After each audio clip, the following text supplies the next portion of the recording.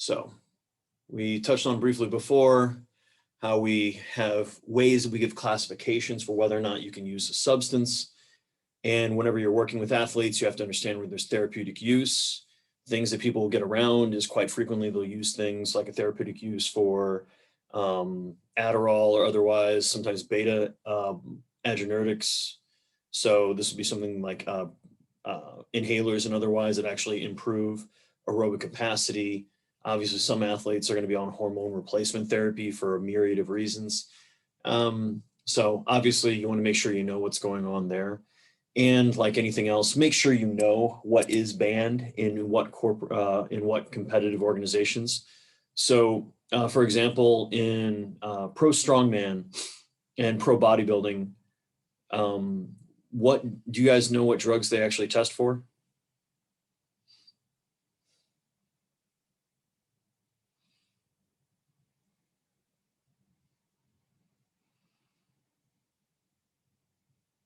No, they don't test for steroids. If they tested for steroids, there would be no pro bodybuilding and no strongman.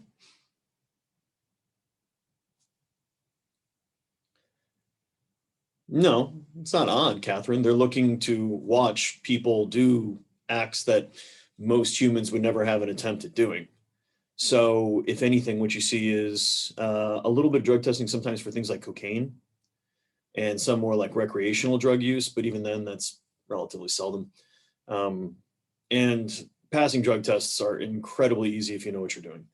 So we'll get to that in a little bit when I hopefully make you guys realize that pro sports should never be taken seriously as actually sport anymore, but they're entertainment.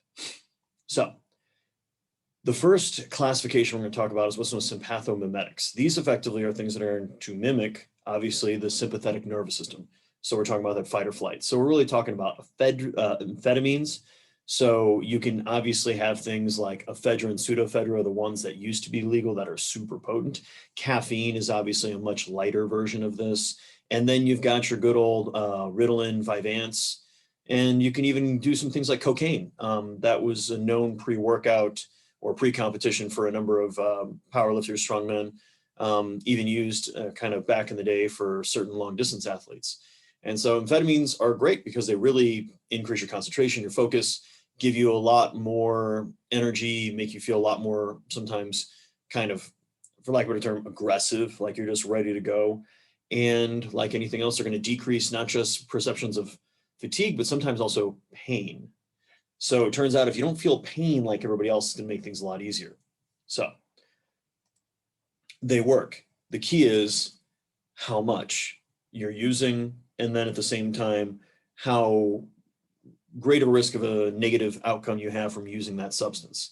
So yes, you're going to see improvements in both short-term explosive events and more long-term aerobic events. In fact, coffee, typically it's about 3 strong cups of coffee before competition in like long distance events. For the Olympics is actually considered illegal. That's actually, you're giving yourself an ergogenic when you go to that level. But before that, you're fine.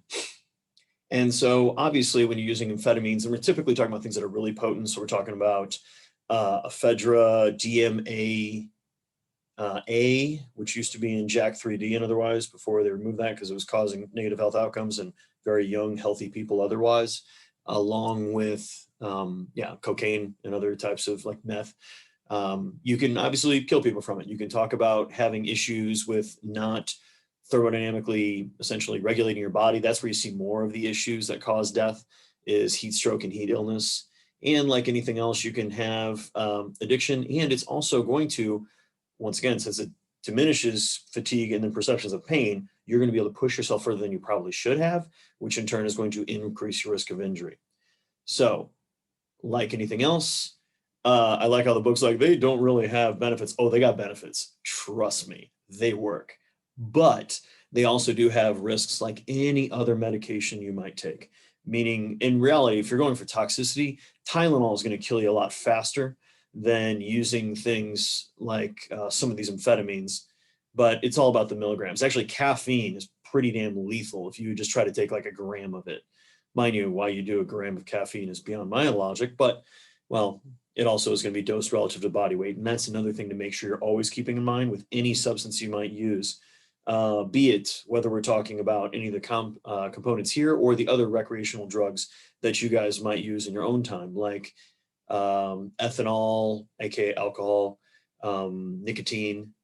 The key is you just need to be aware of effectively what's the dosage of which you start to see negative outcomes for you acutely and also chronically. And we in this country have a very strange relationship with drugs. We're very comfortable with putting, ones around people all the time that make you more likely to be violent, beat your significant other, drive poorly and quickly. But we have issues with drugs that make you want to eat a lot of Taco Bell and drive poorly but slowly. So I'm obviously a little bit beyond that style of thinking, but I enjoy calling anyone that likes alcohol or anything else a drug addict. That it seems to always upset them whenever I say that, and I don't know why, especially if they're wine snobs. Hopefully you guys caught a couple jokes in there. You guys doing okay today? Everybody's really quiet.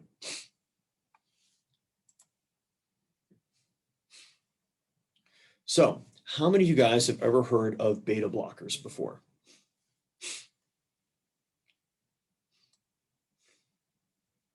Okay.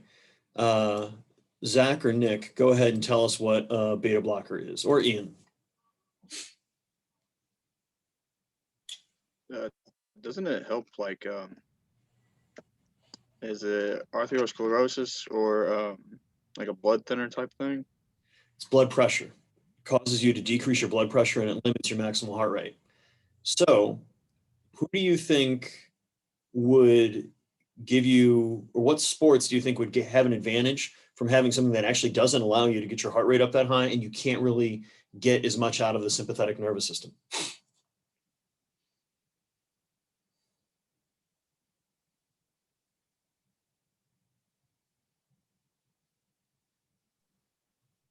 Would it be powerlifting?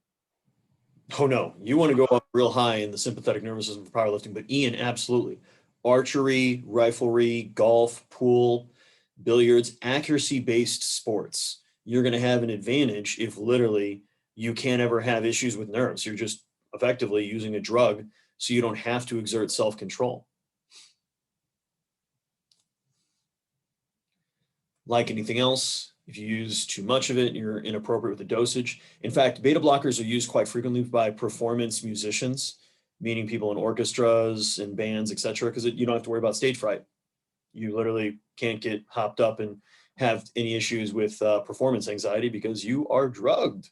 Or the drugs are obviously help mitigating some of the harder symptoms to manage whenever you're going through and trying to perform under those type of conditions. So if you use this in athletics, illegal. But if you use this for public speaking, you use this for your test anxiety, or you use this for trying to essentially win the audition for some type of orchestra otherwise, it's completely legal and not tested for. Double standards. I love them. So, a drug of choice of academia and millions of people out there that don't get enough sleep. Good old caffeine, which is a weak sympathomimetic. And it has pretty much all the same basic type of changes you're going to find from individuals who happen to be utilizing any other sympathomimetic. Now, one thing to be keeping in mind with any of these drugs is individual response may vary. So some folks get a lot out of caffeine, some folks get nothing out of caffeine, and some folks only have effectively negative outcomes from caffeine. And that's based upon things like your genetics. So when it comes to any drug, if you guys want a really good book as far as a good primer and approach for appropriately using drugs, and we're talking anything from, it's literally called From Chocolate to Morphine. So you can get the idea of the gamut you're running through there. But having good practices with making sure that you're only using substances in effectively the correct set and setting, you're being very mindful of your dosage, you are having a relationship with it that is not taking from your life, along with making sure that if you ever use something that gives you the greatest high of your life, you should never use it again, because that's a great way to get an addiction to those substances. So instead, what you're looking to do is to try and have, once again, a good relationship with your drugs. And a lot of people don't. And that's a very hard thing to do. So my thoughts whenever we're talking about, once again, from alcohol, caffeine, cocaine, on down the list, is asking yourself, are you actually having a good relationship with this substance? Is it adding to your life or is it taking away from it? Because I'm sure all of you guys have met somebody, maybe from, pretty recently, obviously, major addictions to opiates, that are not having a positive relationship with their life. But how many other people you know that have the same type of relationship?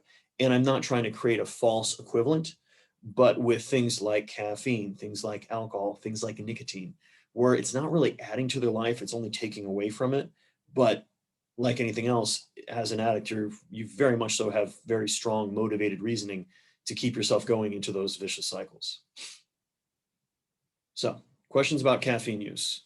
One thing to keep in mind, guys, is with caffeine, 3 to 6 milligrams per kilogram of body mass seems to be the sweet spot for you're getting all the positive effects of caffeine without the negative effects of too much jitters, hard, to maintain your control and otherwise. So when you're working with an athlete that wants to try to use caffeine, when in doubt, guys, always look at what would be the minimal effective dose. So like what's the low end of the dosage range, and then slowly titrate up until effectively you have that greatest effect. And another thing when it comes to caffeine, the more frequently you use caffeine, you effectively become less sensitive to it, which in turn, this is where we can have some issues with addiction and withdrawal symptoms if we're not taking anymore, which is caused because you have an addiction. But also of making sure that when people use caffeine, they're going to see that diminishing returns from each time they use it until effectively they're almost taking and using caffeine just to feel normal. So in those situations, you do need to make sure that you're dosing your individual appropriately, that they're going to have an increased performance. However, we're cycling our caffeine consumption so that we effectively are going to get something from it when we use it and effectively not start to rely on it and turn it into a crutch, which then effectively gives us a limp, which we have to stick with forever. Questions?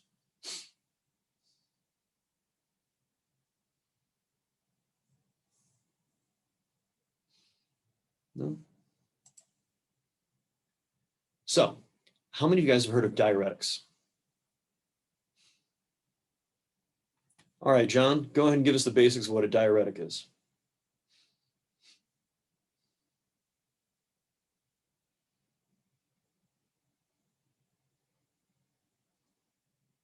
Yeah, that's true. Yeah, it helps pull body water, which can be useful if you have things like edema. Obviously, ladies, depending on what time of the month you're at, you can obviously have some water retention there. But the bigger use or otherwise for athletes is this is a great way to lose weight for a competition that doesn't require you to go through the awful experience of being in a sauna, being inside of a hot tub, or just otherwise, having to work out wearing trash bags to sweat out the weight. So this is a nice way to passively lose water weight. However, using too much of them, you can have issues with obviously excessive hemoconcentration, which is going to notice your max cardiac output, which is obviously going to lower your VO2 max, but you can literally get to the point where you're really risking death. So these are things to not really play with. A lot of MMA fighters, Olympic lifters, power lifters, they might play with this on occasion as a means to help them kind of shed a couple more pounds when they get close to competition. But if this isn't timed correctly, this can be very, very potentially lethal. And then, we've got the positive effects, which I love how they're saying there's no ergogenic effects. That's hilarious. Nicotine is actually a nootropic. It actually does help with concentration. And there's people that will utilize it, like the gum or patches, to actually enhance their academic output on occasion. Marijuana is good for calming the nerves, obviously, in certain cases. So it actually helps a little bit more creative. So that's where sports like snowboarding and skateboarding, you can actually see an increase in performance from its use. Cocaine is a hell of a drug, in the words of Dave Chappelle, and it's going to make you feel like you can run through walls.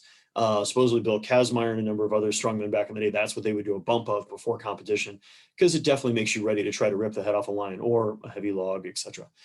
And alcohol does actually diminish inhibitions, obviously a little bit from what you guys have seen. Some folks will use this as a means to actually enhance their performance and things like the deadlift, because it's effectively the equivalent of YOLOing it. And then, yes, combining alcohol and caffeine, now you're dumb enough to think up these ideas, but you have the energy to act upon them.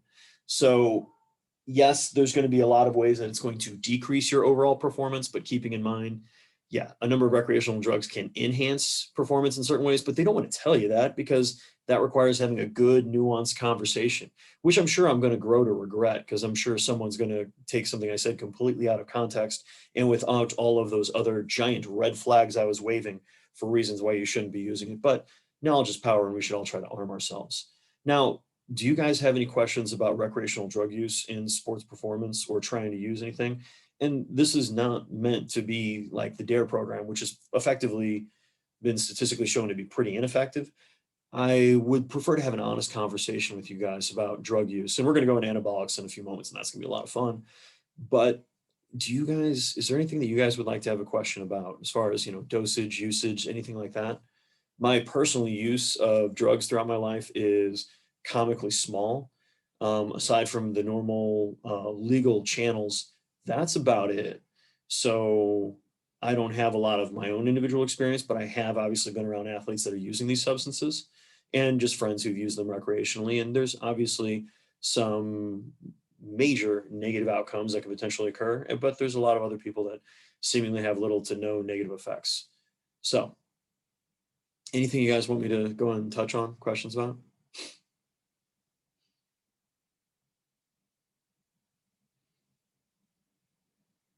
All of you guys are just, none of you guys ever tried a single drug before in your life.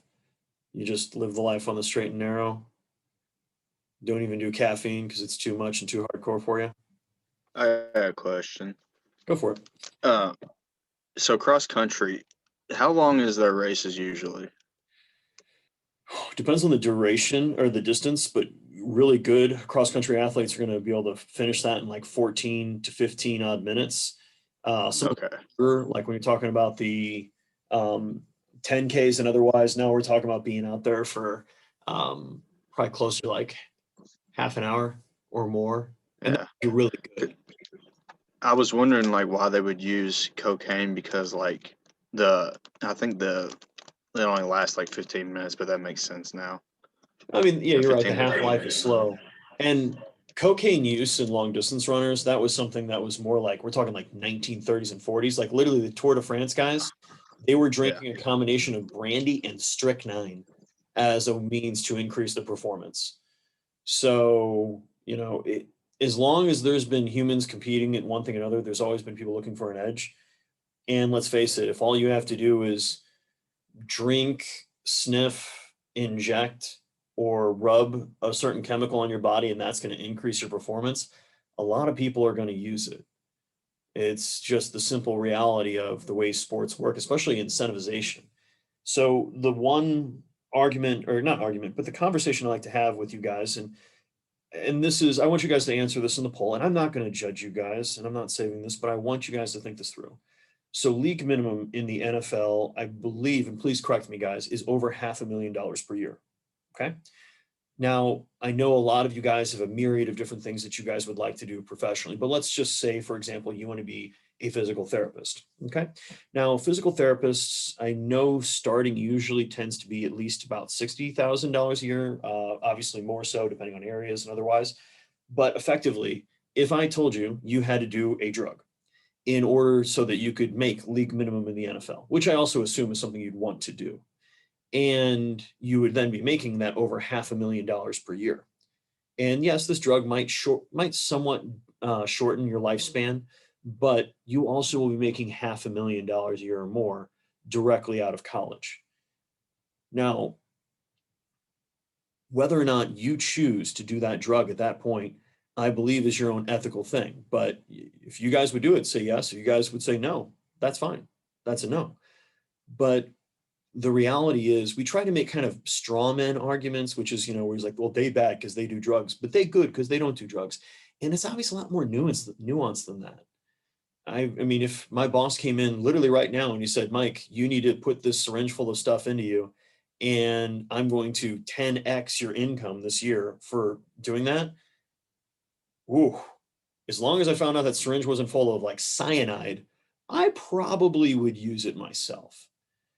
So individuals have to make their own choices, and trying to legislate people to make choices, especially when there's such an incentive to make that league minimum in different sports, it's not fair to paint with wide brushes without fully understanding what you're really talking about here. Now, if you're going to do those drugs just so you can, be the biggest fish in a small pound or pond in your local gym, that's disappointing. But obviously, there's a time and a place where conversations should be had that are going to be, once again, more nuanced. And it's not we good, they bad. It's more of like, well, how do you want to live your life? And the sad reality is a lot of professional athletes are using some type of ergogenic aid. And we're going to get to that in a little bit. First, let's talk about anabolic steroids. First and foremost, they work. So we're going to talk about a variety of different approaches here. So when we talk about anabolic androgenic steroids, so this is going to be testosterone and other analogs to testosterone. The anabolic is how much muscle mass you're building. The androgenic is how much masculinization you're having. So for those of you ladies out there, if you guys were to start using anabolic agents, you would start to present with facial hair that's like what your dad has, or effectively your grandfather on your mom's side.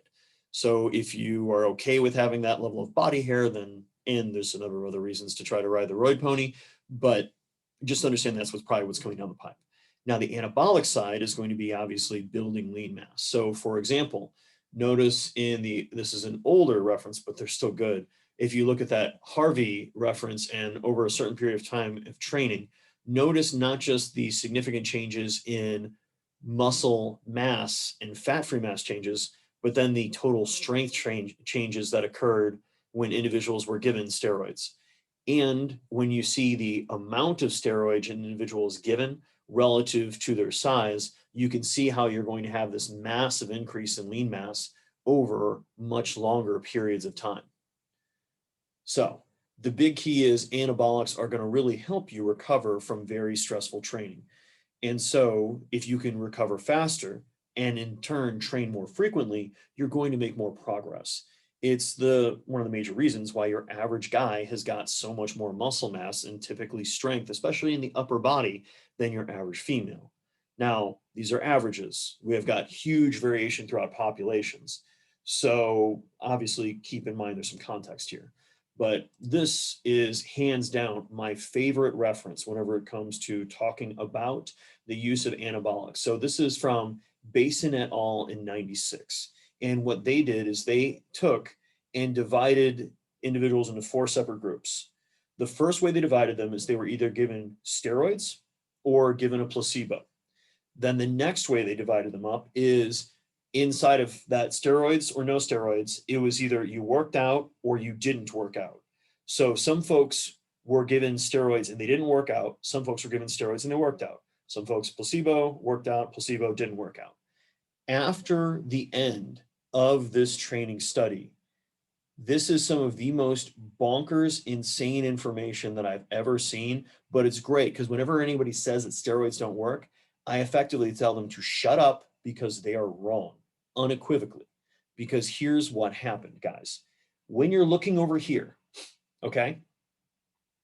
Now on the right side, we're comparing the exercise placebo to the testosterone group. In every single metric, the group given steroids compared to the group that was on the placebo, literally almost, except for I think effectively the squat strength, gained twice as much, if not more so, than the group given the placebo. Everybody on board there?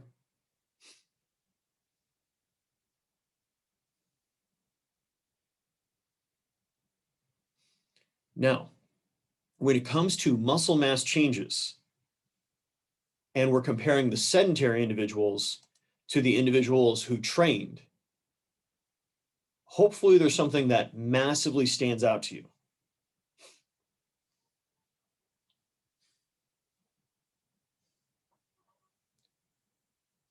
And throw it in the chat or unmute yourself whenever you figure out what that is.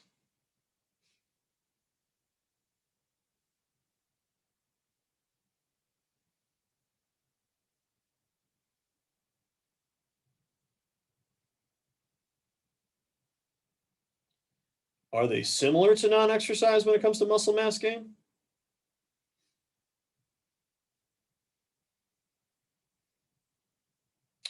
Exactly, Braden.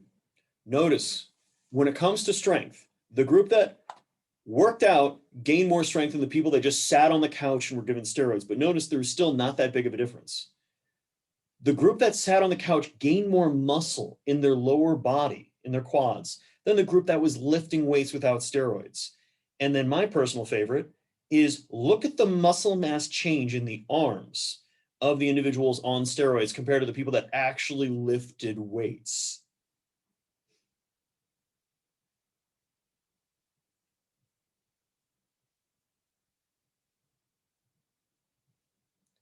Thank you, Ian. Absolutely. So when people say steroids don't work, they don't make a difference, they are wrong.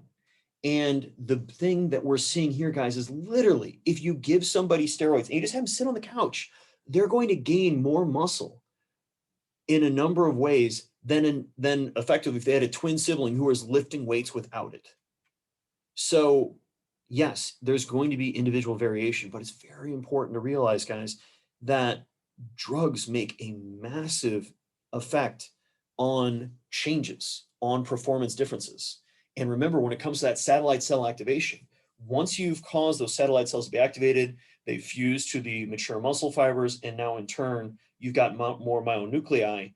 You've changed your physiology so that you can literally adapt at a faster rate than someone that has never done steroids before in their life. So literally, thanks to doing drugs once, technically, if we really wanted to be perfect with making sure that sport was fair, you would be banned from all competition for the rest of your life because now your body has been changed in a fundamental way. And obviously, this is one of those situations where the greater the dose, typically the greater effect, which also coincides with the greater side effects. So using large amounts of it, we can just typically increase everything. What we find is there seems to be a greater effect on those type 2 muscles than on those type 1. That's why you typically see a greater effect on the upper body than the lower body, which once again shows itself in the wonderful gender differences in muscle mass. And it can increase your red blood cell count, in fact, making your blood a little too thick sometimes, which is referred to as hemoconcentration. It doesn't really seem to actually increase that VO2 max so much, but it definitely allows you to recover much faster and in turn train much harder at a faster rate. Now, obviously, there are a number of issues you can have from using anabolic steroids. If you are male, we're going to have issues with, if you use them before you've hit that peak growth, you're going to stunt any further growth. You're going to have issues with obviously suppression of your own normal hormonal production. Testicular abnormalities, really, we're talking about they're going to shrink. And then you can also have too much conversion over into estrogen, which in turn causes what's known as gynecomastia. So that's going to be the development of breast tissue in males. And then for women, you can obviously have a major number of effects. So when we refer to as, not just issues with your feminine cycle, but when we say development of masculine characteristics, I'm talking about that secondary sex. You can typically see a stronger jaw. Sometimes, not necessarily the Adam's apple, that's not fair, but definitely a stronger jaw, deepening of the voice can occur. And yes, since the penis and the clitoris are analogous organs, you can actually see that increase in size for females if they're using anabolic agents. And obviously, using too much of this, we can have issues with increasing risk of a number of tissues. Liver is going to be more due to oral anabolics because they're much harder on your liver. Your body has to process them that way. Along with, we can have some issues on our overall heart health. And typically, no matter what you're going to do with using anabolics, you're going to see a decrease in your HDL and an increase in your LDL and other potential negative health outcomes. So as far as roid rage, that is not so much of an issue long-term use, Tyler, but we still have individual responses to every single drug you're using. Braden, a lot of those studies are usually only about 8 weeks. There's not a lot of really good long-term studies tracking individuals using anabolics for long periods of time, and the dosages they're using those studies are usually something that would be honestly a relatively low steroid cycle for a lot of professional athletes. So you'd see probably 2, 3, maybe even 4x those dosages in pro bodybuilders than what's in that literature. Now, the aggression, the violence, the roid rage, some anabolics do increase aggression, like I believe it's Anavar. That's one that does that. And I got a funny story about that. You guys ask me about these stories in public and I will tell you them. I'm not going to record these for YouTube because I know the names of these people, and these are good people. I like them. They just made very different choices with their competitive lifting career than I did. And at the same point, what you're really talking about for drug dependence, after you've gained that much muscle, you've had that performance increase, you don't want to give that up. Along with, if you take a drug that makes you feel more powerful, stronger, and effectively more confident, if you already were kind of a jerk in the first place, congratulations, you're pretty much turning somebody into a super jerk. But we still have a lot going on there. As far as contracting diseases, that's more from people sharing needles. As long as you're not sharing needles, you don't have an issue with this. Yes, you will be decreasing your lifespan, specifically where they're using large amounts of it. Potential increase in birth defects, regardless of the gender, just because you're messing with your reproductive axis. And as far as, once again, long-term effects, we don't really know, but we can tell you what's fascinating. There was one article looking at the lifespan of individuals who are bodybuilders, effectively pre-golden age bodybuilding, so pre-really steroids showing up on the scene.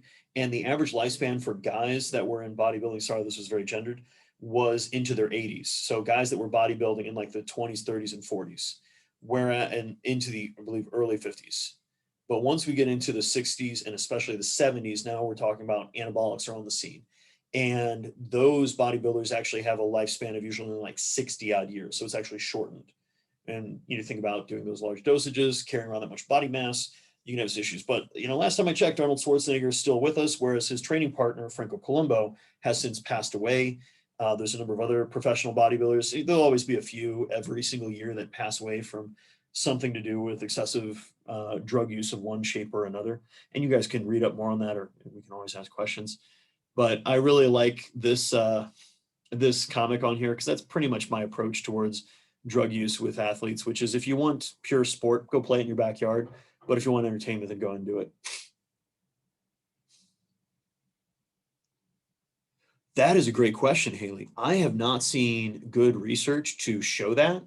I can definitely tell you off of scans of some of my friends that have used anabolic agents, they can see a pretty quick decrease, but that's hard to tell how much of that is just water weight that's being retained due to those drugs that's effectively showing itself as lean mass, and then how much of it is actual like muscle mass loss.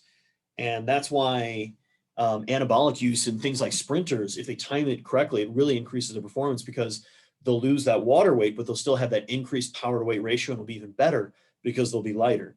So I would have been very intrigued to know what Usain Bolt's pharmacist was feeding him, along with obviously a myriad of other high level sprinters that didn't get caught for drug use, because the rest of them pretty much are.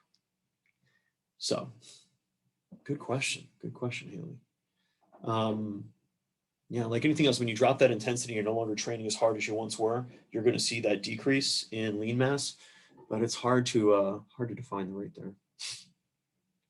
So I'm sure a lot of you guys have heard about androstenedione. This converts over into testosterone through a couple enzymatic processes once it enters the body.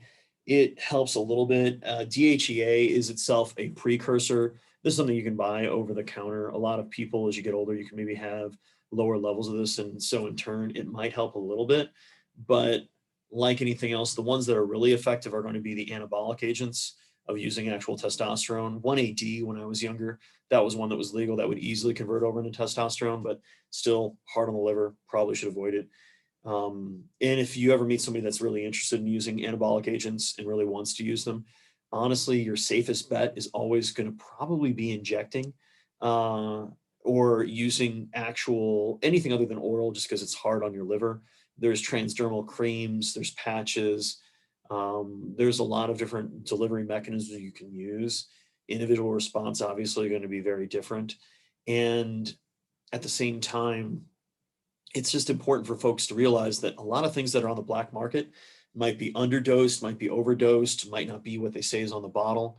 So you have to be very careful. So if you're really trying to do it and you're not doing it for health, so we're not talking about hormone replacement therapy because someone has got low levels and they need that testosterone, estrogen, progesterone just to feel normal. Now we're talking about you still want to find some type of sourcing through preferably some type of doctor that effectively is willing to help you do a little extra. But even then, you're getting into some very big ethical quandaries for a physician to have to go through. So I'm not going to give you guys great ways to go ahead and get drugs, other than don't do drugs unless you've got a really good reason. And even then, Really think, is that a really good reason? Now, how many of you guys have heard of human growth hormone before?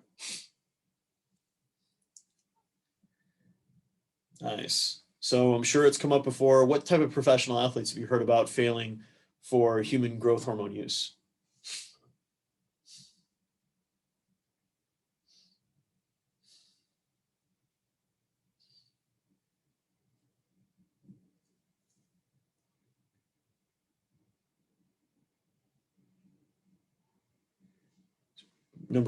There we go. Thank you, Zach. Number of baseball players, football players. It's really useful because it helps all of your tissues in your body recovery. It even actually helps increase your visual acuity in some folks. Now, the big issue with it is you're going to hypertrophy all tissue types in your body, all of them, which also means your intestines. So there's a number of folks that I've heard of that were, pretty high level power lifters, bodybuilders that were abusing a lot of this in the 90s and early thousands. And they did so much growth hormone that they hypertrophied their GIs to the point of which they actually had to have resections of significant portions of their GI, like literally having to have their colons or parts of their colons removed because they developed what's known as fistulas. And if you need something to Google that's going to help you keep to your diet and not eat as much, Google fistula, and we're moving on. So it can definitely help decrease fat mass, can help you effectively increase bone mineral density, increase fat-free mass.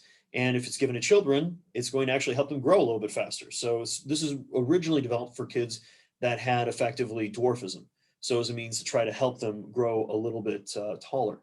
Now, too much use, you're gonna have what's known as acromegaly. It's the larger size of hands, feet, in your jawline. And then you can also talk about, you can have heart issues from it. You can develop hypertension, and actually growth hormone is going to actually lead towards glucose intolerance. You're going to have issues with insulin levels maybe not being high enough, and potentially things like type 2 diabetes from its use. We then have what's known as physiological agents. These are things that that occur naturally, but we can then use to increase our performance. So first one up is going to be what's known as blood doping. So literally what we're going to do is try to increase our red blood cell count. So we'll go ahead and take effectively about, a pint, maybe a liter of blood out of you. Wait a month so your body rebuilds those red blood cells. And then right before your competition, put that extra pint of blood to liter back in you. And then you're going to super saturate your blood effectively with red blood cells, which in turn is going to acutely increase your VO2 max and your aerobic performance.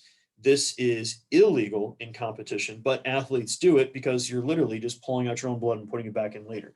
Got to make sure you store it appropriately in the fridge. Yeah, Armstrong did that, but he also did a lot of erythropoietin, which is going to be the same basic concept, where you're going to then use the wonders of that hormone to go ahead, or erythropoietin, in order to increase your red blood cell and hence your oxygen carrying capacity. The problem with this is your blood can become too viscous, which in turn is going to cause not just more clotting, but potentially obviously heart failure. And this has literally led to the death of some athletes in the Tour de France, because of excessive use of blood doping and other tactics to increase red blood cells. So EPO, that's that hormone that's being released by the kidney in response to lower oxygen levels, which in turn is going to help increase your red blood cell count. This is going to be something that's going to actually help with overall performance, but like anything else, there's going to be risks to using them. And this is going to be the thing that for the longest time, they didn't have a good test for. So a number of athletes were using this in things like the Tour de France in order to increase their aerobic performance. But same basic type of negative outcomes you can have, because like anything else, you're using a hormone, which are long acting, which can obviously cause your body to massively overshoot how much of something you're trying to produce. There's oxygen supplementation, which you're really trying to give people effectively like 100% O2, or maybe even working in a hyperbaric chamber, which it doesn't really seem to have any effect if you're doing it before performance. But if you're doing that during activities, you can actually get a little bit more out of the individuals because they effectively have more oxygen they can utilize per breath going through their body. So you're really making sure you're topping off those red blood cells much more thoroughly. Because remember, the speed of which that blood's going through, we might not always get it to the highest level of concentration when it's going through the capillaries of the alveoli. So like anything else, It's something that you can do. It doesn't really have a lot of negative risks, but the big issue with it is pure oxygen is also really flammable. So you got to be really safe with it and careful. And it's just not something that's easy to go and move around. Then there's loading yourself with bicarbonate, so like sodium bicarbonate. So we're talking literally baking soda, not like you young kids use as a statement for cocaine. And that in turn is going to help with improving that buffering capacity of the blood. So you're going to be able to tolerate higher levels of lactate production a little bit longer than you would have otherwise. The problem is it's salt and it's miserable. You can dose it actually over a longer period of time. So start taking it 24 hours before you're going to do some really hard anaerobic work. So if you're a 400 or 800-meter runner, I would actually suggest you experiment with this. Aside from you being miserable and giving you some potential issues with GI upset, it also can be a potent laxative. So if you're going to do bicarbonate, you have to be very careful to make sure that you're doing this appropriately to enhance performance and not take away from it. We then have phosphate loading. So the idea is that you'd be able to have a little bit more phosphorylated creatine, high levels of ATP, but it doesn't really seem to have that much of a true effect. It doesn't really seem to take back from performance, but it doesn't seem to be really that useful as a means to actually help an athlete with performing a bit better in a given sport. We can then try to use individual amino acids to help with performance. Tryptophan, in theory, the idea was that it can decrease the essentially sensation of pain, delay fatigue, and then BCAAs, which actually help slow down serotonin essentially accumulation in the brain, neither of which have actually shown any efficacy for actually improving performance. And HMB, which is a metabolite of leucine, it's really useful in older folks because it effectively helps shut down the catabolic pathways in the muscle cells. However, it doesn't really seem to have a major effect on performance if you're a younger person and already getting in enough protein in general in your diet. Carnitine being one of the major cofactors that help get mitochondria get fat into your mitochondria, doesn't really seem to have that much of efficacy for helping yourself out. And you'll see it in a lot of energy drinks and otherwise, but it's definitely not something that's necessary. Creatine is freaking awesome. It works. Everybody should be taking it outside of long distance runners or people that have to be in really lightweight classes, because it's not just stored in your muscles, it's also stored in your nervous system, which is actually going to have a positive effect on decreasing your risk of effectively longer and more negative outcomes from things like head injuries, aka concussions. So at the end of the day, you can definitely use creatine. It's very inexpensive. If you're looking for your two components that we've talked about so far here that are going to be super effective and not really have any real negative outcomes or very low risks of them, then like anything else, it's probably caffeine and creatine. They're pretty cheap, they're easy to get a hold of, and they're easy to take. I'm sure you guys have heard of creatine before. Do any of you guys have any questions, comments, concerns about creatine that I can go ahead and address now before we talk about how there's some major issues with nutritional supplements in general? What would be like the negative side effects from creatine? So the issue with taking in creatine, especially if you're doing loading and otherwise, is you are going to be increasing your total body water weight. So if you're not careful with your hydration, you can have yourself with an increased risk of dehydration. So typically, creatine will get thrown under the bus when, unfortunately, a wrestler succumbs to some type of heat illness or effectively dies from it. And it's usually they were running in a heated stairway, wearing trash bags, spitting out all their water, and they hadn't had any water for the past 8 hours, but they're also on creatine. Well, I think those first three were already really big red flags for making sure that you're staying healthy. And creatine is just that extra little straw on the camel's back at that point. Now, some folks do have kidney issues. You have kidney problems, you should not be taking creatine. You should not be taking much protein. You should be on a dialysis diet because you're probably on dialysis or you're about to be on dialysis, and that sucks. But everybody else, most folks, you do have non-responders to creatine. You do have people that they can take creatine and get nothing from it, so then don't waste your money on it. Just like caffeine, you can have people that try caffeine, they don't like it, so don't do it. Okay, so Tyler has a great question of should you load it or do the lower dosage for longer periods of time? If you need to put on a lot of lean mass, so like you're trying to get your revenge body and you want to go by and whenever we can go back to a semi-normal world and be in a swimsuit and show off and look at how much more swole I am compared to when we dated, that type of nonsense, load creatine if you only got a week before you got to get beach ready. However, if you are just taking creatine as essentially a long-term supplement to help a little bit with, like I said, not just muscular performance, but also neurological health and performance, then just take that 3 to 5 grams a day, maybe 6 if you're a really big human being, and do that chronically. Now, if you guys ate about 2 pounds of red meat a day, which sounds like an awesome day to me, that's the equivalent of being on creatine anyways. So you do get creatine from food, specifically, mostly from red meat. And really, it's just kind of the meat in general. Your body does produce it in your liver. And it is something that your body will produce at least some of it, but not as much as you're doing. When you're loading, you'll see those dosages as high as 20 to 30 grams a day. The key is if you take that 3 to 5 grams per day, you're going to peak out your creatine stores in your muscle after about 1 month.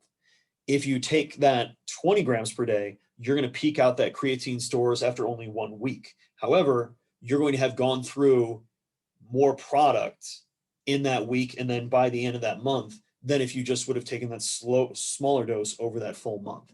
So hence, loading, unless you really gotta, like I said, bulk up quickly to do something, is not a great use of your money. You're literally just burning through more of the product far faster than you need to.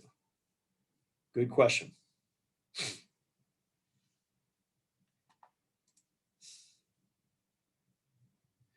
It seems to be a slight advantage to taking in creatine effectively right at the end of your workout. But otherwise, you can just do one dosage whenever you want throughout the day. The timing does not make that big of a difference.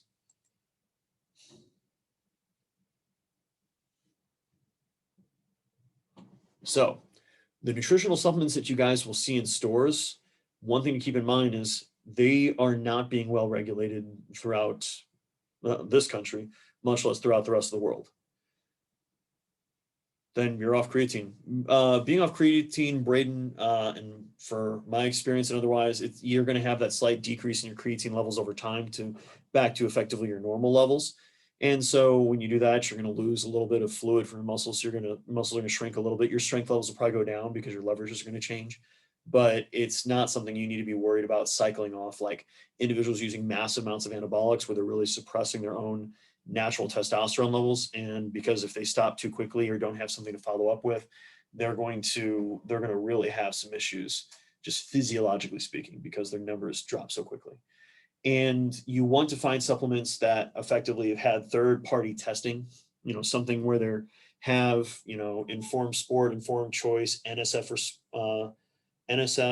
certifications, GMP, like a bunch of different third parties that are actually testing to make sure what's on the labels, what's in the bottle, because a lot of these other companies can make any claims they want, but they don't have anything to back up what's really going on in there. And there has been a number of cases where athletes have effectively forfeited their gold medals, their victories, because of they were found to have banned substances in them when they were not deliberately taking drugs. The only people that fail drug tests are the people that took them on accident and didn't know they were doing it. So they literally got something that's contaminated. Or the athletes that were too dumb to cycle off of the drugs on time. Nobody else is going to fail a drug test. Lance Armstrong is the most heavily drug tested athlete of all time. And he never failed one drug test. Never failed one. So you can pass any drug test if you know what you're doing, if you know the timing of the drug test, when it's going to come. So the easiest illusion I can give you guys is if I told you guys for a lab on Friday, which you guys should be there in person because it sure does help with the grade on those labs for you guys. If you showed up, and I'm going to breathalyze each of you, if any of you have any alcohol in your system, you immediately fail the class and we kick you out of the university. When do you have to stop drinking in order to pass that test? Some mass gainers have creatine in them. A lot of them, it's really just a bunch of carbs with a little bit of protein. They're pretty underwhelming, but they're very cheap to manufacture. So that's why they try to sell the heck out of them as much as they can. They're a good way to kind of take a hard run at type 2 diabetes for a lot of people. So I'd avoid most mass gainers. But when can you guys have your last drink?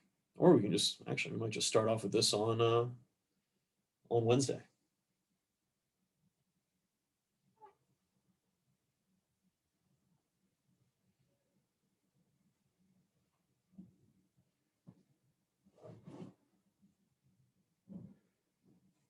That's okay, Catherine. A few hours before. Yeah. If your average person is going to clear about 1 drink out of their system per hour, if you've got class with me at 1:25, you could literally wake up at 9 o'clock in the morning, have 3 beers, and come in and, I breath test you and you come back completely fine. Depends on the individual, so you still have to learn the metabolism, John, but you're not far off. So think about it, and that's just for Friday. Thursday, you could get pretty wrecked at the bar and be completely sober by the time you came in on Friday. You could go far beyond the Thunderdome with how much you drank on Wednesday night, and by Friday, you'd be completely clean by the time you got into class if you effectively abstained for all of Thursday and Friday. So if you know when the drug test is coming, all you need to know then is how quickly does the drug leave your system. And then you can use different things like masking agents and otherwise, so you can get those drugs to pass through you at a faster rate than they would have, and you're going to pass that drug test every single time. It's the equivalent if you guys were driving home and someone told you exactly where each of the cops are at with their radars. You could speed going insane velocities as long as you backed it down right before you got into that cop's range, kept it down during whenever you were being measured, and then as soon as you left their range, started speeding again. So, does that make sense about how easy it is to pass a drug test if you know what you're doing? Does that make you guys a little sad that it's that easy to pass drug tests?